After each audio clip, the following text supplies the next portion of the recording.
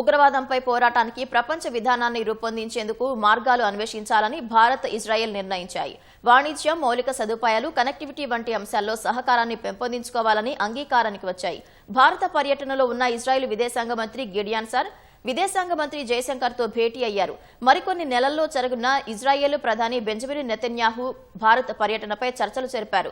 భారత్, పశ్చిమాసియా, ఐరోపా వాణిజ్య కారిడార్ ప్రాజెక్టు అమలు కూడా చర్చకు వచ్చినట్లు తెలిసింది. అమెరికా మధ్యవర్తిత్వాన కుదిరిన గాజా శాంతి ఒప్పందంతో పశ్చిమాసియాలో పరిస్థితులు మెరుగుపడతాయని విదేశాంగ మంత్రి జయశంకర్ ఆశాభావం వ్యక్తం చేశారు.